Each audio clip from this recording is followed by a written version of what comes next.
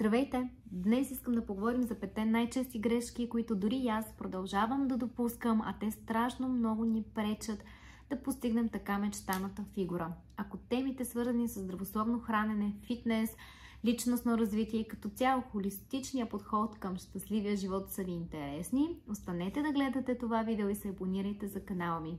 Аз съм Лидия. Да започваме. Грешка номер 1.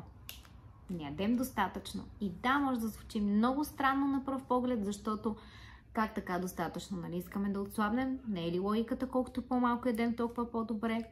Не, изобщо не. Какво имам предвид? Когато говорим за достатъчност на храната, е важно да отбележим, че храната има два основни измерителя, именно количество и качество на храната. Може да ядете големи количества, нискокачествена храна и това ще ви попречи да постигнете мечтаната фигура. Може да ядете малки количества, висококачествена храна и това пак няма да е достатъчно обаче, за да постигнете така желаната от вас и от мен. Например, фигура. Какво най-често аз допускам като грешка? Не приемам достатъчно храна на дневна база. Какво имам предвид по достатъчно храна? Знаете, че на всяко хранене е добре да приемаме от трите основни макронутриента, а именно протеини, мазнини и въглехидрати. Доста често аз се хващам, че си хапвам достатъчно протеин, но ми липсват достатъчното въглехидрати или прекалявам с мазнините. Друга грешка, която допускам, по-скоро също е да не приемам достатъчно количество храна на едно хранене, което да доведе до прегладняване и след това изяждам първото нещо, което ми попадне пред погледа. Доста често срещана грешка. Важно е да знаете какви са вашите калорийни нужди спрямо това колко активни сте. Ако и тази тема ви е интересна, оставете ми коментар или въпрос, с радост ще ви обясня. Спрямо моите калорийни нужди и спрямо вашите, ако знаете как да ги изчислите, може да разделите на 3-4 основни хранения, за да имате една обща генерална идея колко калории трябва да приемете на всяко хранене. Но това е количеството, да кажем, храна. Качеството на храната обаче идва как тези калории ще бъдат разпределени спрямо трите основни макронутриента. Да кажем, че трябва да приемете 1500 калории на ден, което би означавало 3 хранения по 500 калории. Може да го разделите естествено на 4 хранения, с 3 основни и 1 снак, но да кажем, че изберете варианта с 3 хранения по 500 калории. Тези 500 калории могат да ядат изцяло от мазнини, изцяло въглехидрати, изцяло от протеини, но това отново ще ви отдалечи от мечтаната фигура. И доста често всъщност не се замисляме как са разпределени калориите ни в конкретното хранене.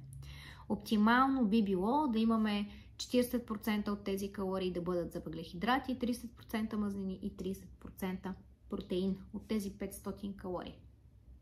Естествено, спрямо нашите цели да задържим килограмите, да отслабнем или да качим мускулна маса, можем да променим пропорциите на тези 500 калории, но е важно да приемаме от трите макронутриента на всяко едно хранене. Вие храните ли се достатъчно на ден? Грешка номер 2. Не пием достатъчно вода. Толкова банално и толкова вярно. Измервате ли количеството вода, което приемате на ден? Аз доскоро не го правех. Сега, откакто следя калориите си с едно приложение, което също ще оставя в описанието към видеото, имам опцията да следя и водата, която приемам и установявам, за съжаление, че през повечето дни не достигам оптималните количества вода. Всеки знае, че средно ни трябват по около 2 литра вода. В зависимост от това обаче колко сме активни през деня, температурата навън и така нататък, може да имаме доста по-големи потребности, които не покриваме на дневна база. Като тук е важно да отбележим, че кафето, чая, соковете не влизат в това количество от минимум 2 литра на ден. Затова е хубаво да намерите начин да измервате количеството вода, което приемате. А пиенето на вода всъщност е навик. Как го разбрах аз? Много просто, когато си поставих за цел да изпивам повече вода на ден и буквално всяка чаша, която изпивах, си я отбелязах с една чертичка върху самата чаша, докато съм на работа в една картонена чаша и си драсках едни чертички за всяка изписана и изпита чаша вода. което се превърна като в игра, състезание на пръв поглед с мен самата, естествено, колко количество вода ще успея да изпия, и то се превръща постепенно в навик. В момента, в който си кажете жаден съм, вече е късно, вече сте се дехидратирали. Най-удобно за мен се оказва да пия от чаша, други хора предпочитат да виждат бутилката и да използват по-голям съд за измерване на количество вода, колкото са изпили. Най-важното обаче е първо тя да ви бъде лесно достъпна, т.е. да не е необходимо да отидете специално до хладилника, да кажем, или до друго помещение, за да си вземете вода, а тя да е лесно достъпна около вас. Може да бъде в приятна чаша и много по-лесно би било, може би, да е с сламка, или ако ви е трудно, може да вкусите водата с лимон, резен краставица дори. Сега, когато им идва сезона, още по-добре, или малко малини вътре, някакви ягоди може да сложите, може малко портокал резен, въобще почти като един плодов коктейл може да си го направите. Естествено, идеята е просто да се овкуси водата, а не да пием сока на там каквото сме сложили. И така да приемаме минимум 2 литра вода на ден. Надявам се това да ви накара да се замислите, защото дори аз не си давах сметка колко малко вода приемам в определени дни. Грешка номер 3. И тук съм толкова виновна, колкото може да бъде един човек изобщо. Презапасяването с любими калорични храни.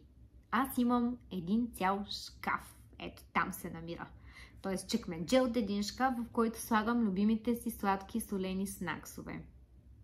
Уж така да са ми на разположение. Така че когато ми се дойде нещо сладичко, да си хапвам по-малко. Никога не се получава така. Колкото повече имам, толкова повече ям.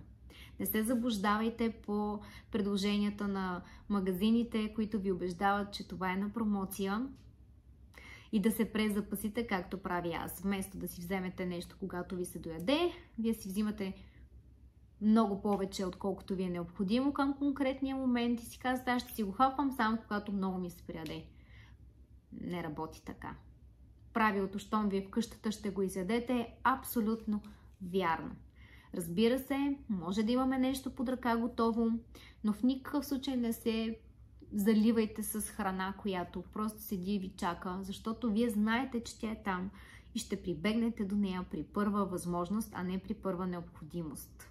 Най-добре и оптимално би било, ако между нас и желаното изкушение има няколко препятствия.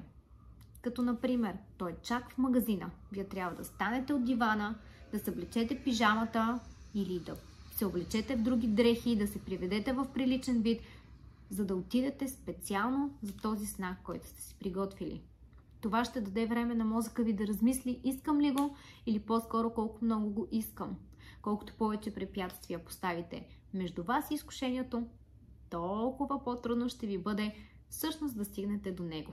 Затова аз лично реших, че повече няма да се запасявам с сладки или солени изкушения.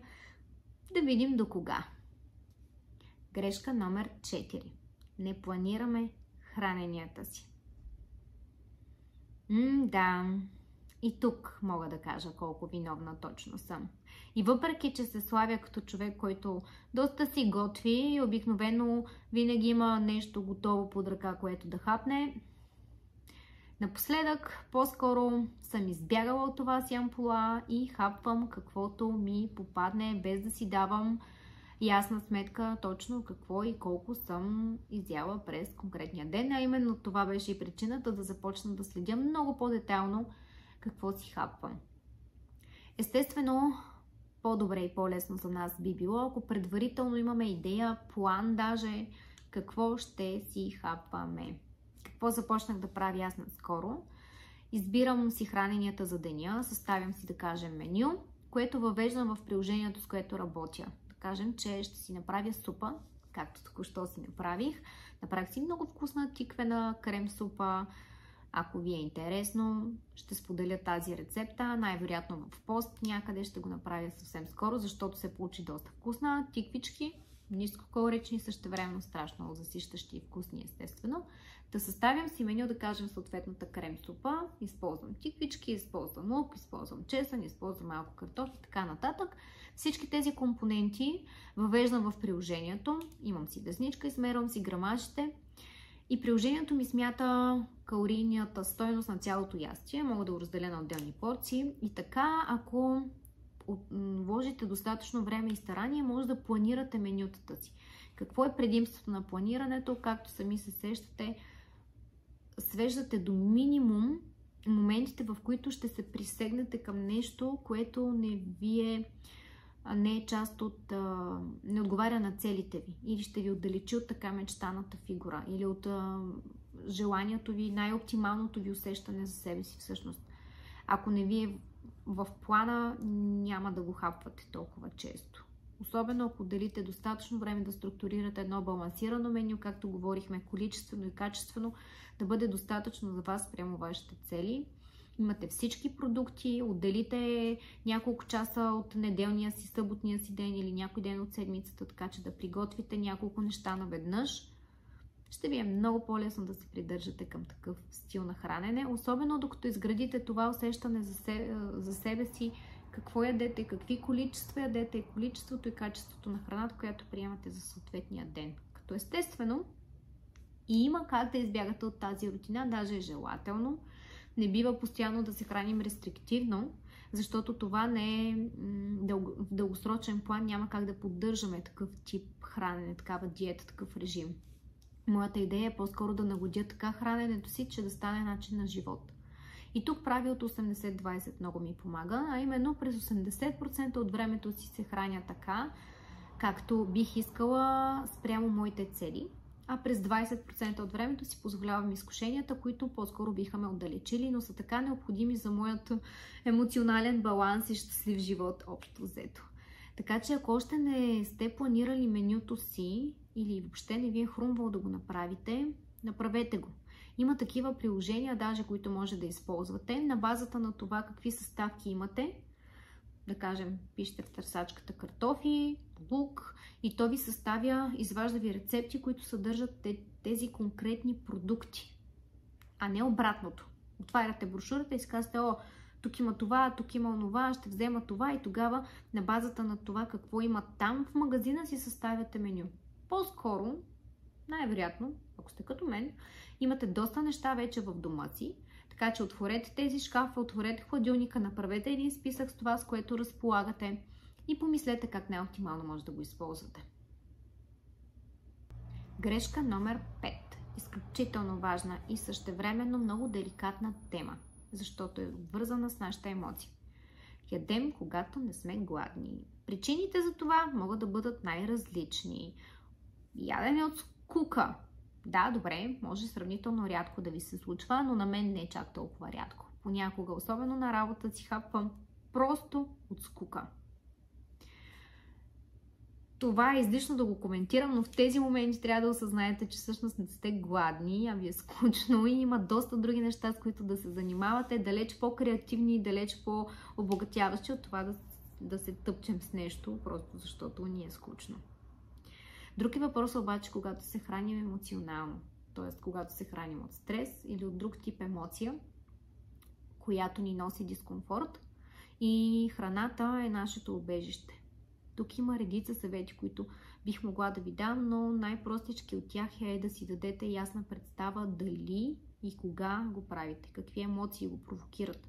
Тук психолозите съветват да си водим различен дневник, например някакъв вид дневник на това с какво се храним. Може да бъде да записваме в кои моменти се храним и с какво, да записваме събитията, които са предшествали или са след храненето, които могат да всъщност да са причината за нашето емоционално хранене. Може да бъде видеодневник, може да бъде с снимки, но е хубаво да си дадете някаква представа дали храненето ви в момента е вследствие на емоция и то на каква емоция и да работите над емоцията, а не върху това с какво се храните. Защото докато не решите основния проблем, храненето е просто следствие, естествено, на този проблем. Доста често понякога се храним и защото сме жадни всъщност, а не гладни. Това е друго нещо, което аз често правя, друга грешка. Не осъзнавам, че съм жадна, а си мисля, че съм гладна. И по-скоро прибягвам към храни, които имат високо съдържание на вода, като чушки, като краставици, но все пак не са чиста вода. С това се замислете и отново дали не е това причината в момента, просто да сте жадни, а не чак толкова гладни. Друг основен проблем тук в нашето общество е, че непрестанно сме бомбардирани от така изкушаващите реклами на храни и усещането ни за глад вече не се появява от физическия глад, вследствие на хормона на глада, който да кара стомаха ни да къркори и ние да се усещаме гладни наистина физически, а по-скоро глада ни се заражда някъде в съзнанието. Когато видим изкушаваща снимка или реклама на определен тип храна и вече е емоционалният ни глад това за самата храна. Визуалният ни глад. Нашите сетива са непрестанно бомбардирани, стимулирани и ние сме пренаситени доста често с храна и то с нискокачествена храна, онази, която няма да донесе енергия на тялото ни, а по-скоро обратното ще го накара да работи на по-бавни обороти, като бързите въглехидрати, за които всички така добре вече сме наясно, че са около нас непрестанно и които водят до този brain fog след обеда, когато седите и се чудите въобще на коя планета сте и какво ви се случва. Сте толкова изморени и ще заспите всеки един момент. Това доста често се дължи на високите нива на глюкоза в кръвта ни. Това са 5 грешки, които аз допускам най-често, все още, и се боря с тях, а те всъщност ми пречат страшно много да постигна така желаните от мен резултати. Ако вие се припознавате някъде там, ще се радвам да споделите и за някоя друга грешка, особено която допускате и смятате, че силно ви пречи да постигнете мечтаната фигура. Благодаря ви и до скоро!